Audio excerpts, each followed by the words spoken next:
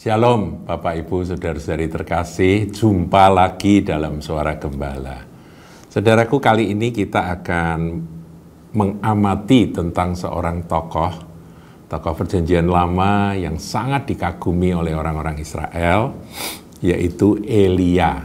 Kita tahu ya, di Perjanjian Lama ada dua tokoh yang sangat dikagumi oleh bangsa Israel, yaitu Musa dan Elia, dan itu keduanya pernah tampil di Gunung Kemuliaan ketika Tuhan Yesus dipermuliakan. Nah, ini Elia, saudaraku. Yakobus, saudara half brother ya, saudara separuh dari Tuhan Yesus itu, dia menulis tentang Elia. Kita lihat saudara dalam Yakobus pasal 5 ayat yang ke-17 dan 18. Saya bacakan saudara. Elia adalah manusia biasa, garis bawahi kata biasa, sama seperti kita, dan ia telah bersungguh-sungguh berdoa supaya hujan jangan turun, dan hujan pun tidak turun di bumi selama 3 tahun dan 6 bulan. Ayat 18. Lalu ia berdoa pula dan langit menurunkan hujan dan bumi pun mengeluarkan buahnya. Saudara, kisah Elia itu sangat dikenal dan sangat masyhur, khususnya di antara orang-orang Yahudi. Dan kita tahu Rasul Yakobus adalah rasul yang keyahudiannya itu sangat kental. Ya.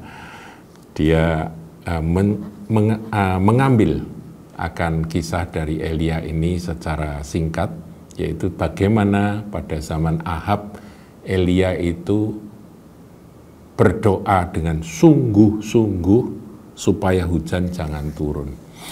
Waktu saya teliti, tidak ada Elia berdoa, Tuhan aku minta supaya hujan tidak turun. Itu nggak ada kata-kata itu.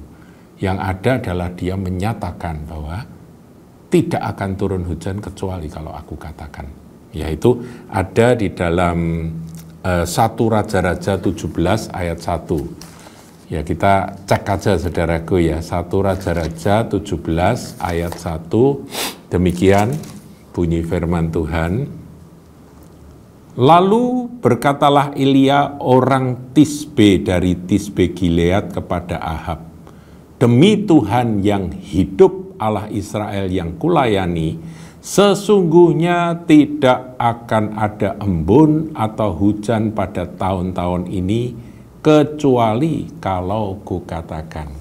Itu aslinya dari 1 Raja-Raja 17 ayat 1. Nah, saudara, ini adalah Elia. Tapi kenapa Yakobus menyampaikan akan tulisannya ini, yaitu dengan kalimat Elia adalah manusia biasa, sama seperti kita. Jadi sama seperti saudara, sama seperti saya. Ya, karena Elia sangat diagung-agungkan oleh bangsa Israel.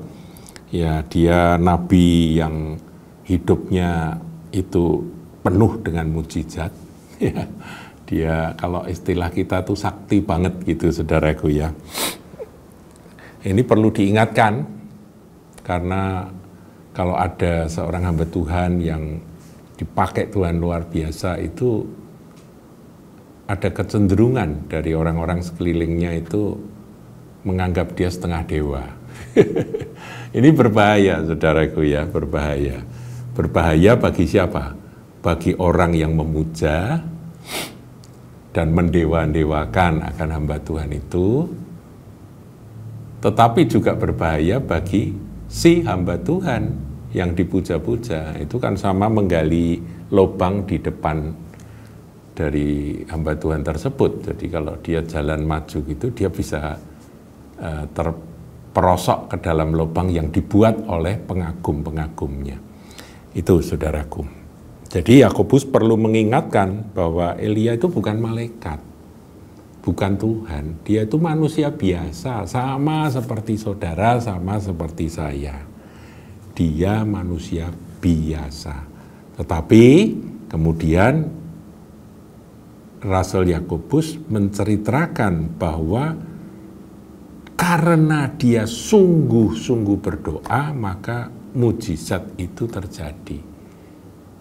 Yaitu hujan tidak turun 3,5 tahun, dan kemudian dia berdoa pula hujan turun, ya, dengan lebatnya di akhir dari 3,5 tahun tersebut. Jadi saudaraku, ini saya catat di sini, Alkitab melarang kita memuja orang, manusia atau tokoh-tokoh tertentu, betapapun dia pernah dipakai Tuhan dengan mujizat-mujizat yang dahsyat. Dulu pernah ya ada hamba Tuhan yang penuh dengan mujizat begitu ya, banyak melakukan mujizat. Dan cenderung orang-orang itu langsung mendewakan dia, memuja dia. Nah, kemudian ketika hamba Tuhan ini ada masalah, semua kecewa. Dan kemudian semua meninggalkan dia, semua berpaling dari dia. Nah, ini kan tidak sehat, saudaraku, kalau seperti ini. Kasihan hamba Tuhannya yang dipuja-puja sampai lupa diri, akhirnya dia jatuh. Kasihan juga yang memuja-muja, nggak dewasa-dewasa, saudara. Semua itu karya Tuhan melalui hamba-hambanya. Kalau ada hamba Tuhan dipakai Tuhan, saudara jangan kemudian menganggap bahwa dia itu segalanya. Enggak, dia tetap manusia biasa. Ini harus kita sadari, saudaraku. Jadi nggak peduli khotbahnya hebat, hikmatnya dalam, talentanya luar biasa, kemudian mujizat-mujizat, kuasa Tuhan dinyatakan melalui hambanya ini. Nah, saudaraku, saya juga harus seimbang. Kalau soal rasa hormat pada para pemimpin rohani itu adalah perintah Tuhan. Jadi menghormati, mengasihi mereka itu perintah Tuhan. Tetapi memuja, mendewa-dewakan, mengagung-agungkan seorang hamba Tuhan itu sangat-sangat berbahaya, saudaraku. Ya, ingat, Elia yang begitu hebat itu pun manusia biasa. Kalau kita baca riwayat Elia, begitu dia melakukan mujizat dahsyat, ya, di Gunung Karmel itu, menurunkan api dari langit, kemudian dia berdoa hujan lebat turun dan sebagainya. Apa yang terjadi, saudaraku, setelah itu? Karena ancaman dari seorang perempuan melalui mulut seorang kacung, saudaraku ya, seorang pesuruh. Sampaikan begini. Ketakutan luar biasa. Takut dan melarikan diri, saudara.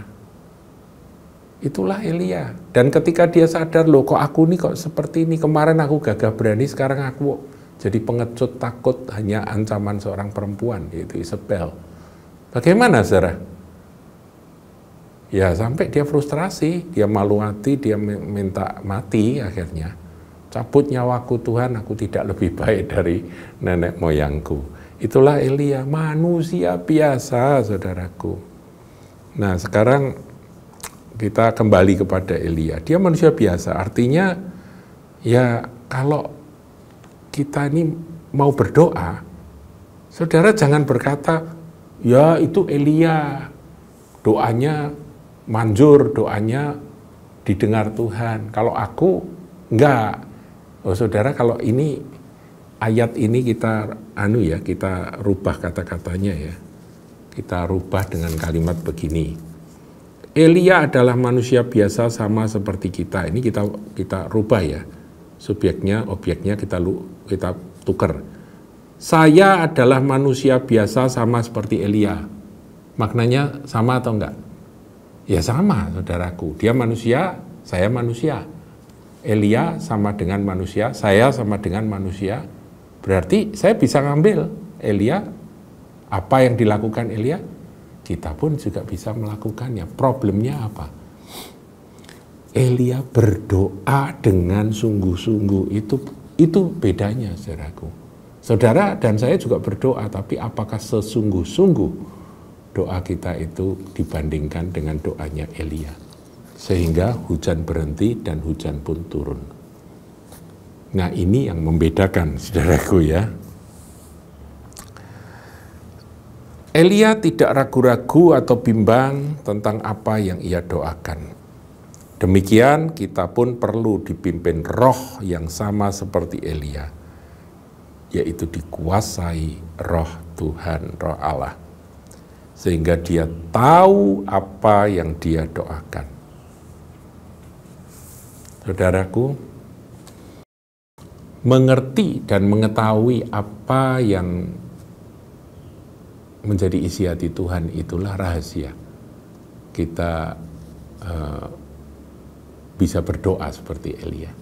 Ketika Elia berdoa nyetop ya Pak, pakai istilah saya, menghentikan akan hujan 3,5 tahun itu, karena dia tahu bahwa Allah memang bermaksud untuk menghajar umatnya karena dosa-dosa mereka.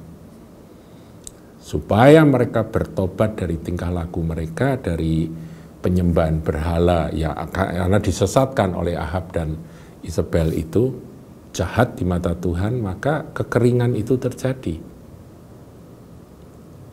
Tapi ketika waktunya tiba, Tuhan menyatakan kuasanya melalui hambanya yaitu Elia, bahwa Nabi Baal ternyata tidak bisa membuat mujizat, yaitu mendatangkan api waktu pertandingan itu ya di Gunung Karmel. Nah, akhirnya semua bertobat kan, saudara. Semua rakyat bertobat, mereka mengakui bahwa Tuhan itulah Allah. Allah itulah Yahweh, gitu ya. Nah, ketika mereka mengakui itu, hujan pun dicurahkan. Jadi, doa dari Elia itu disebut sungguh-sungguh, itu memang betul, sungguh-sungguh. Tapi, kalau kita telusur ke belakang lagi, dia bersungguh-sungguh karena dia tahu itu adalah kehendak Tuhan yang harus terjadi. Jadi bukan kehendakku, aku memohon sesuatu yang menjadi keinginanku, terjadilah. Itu tidak demikian, saudaraku. Dia tahu persis ini adalah kehendak Tuhan. Nah, untuk itu dia pasti punya hubungan yang intim dengan Tuhan di dalam Roh Kudus.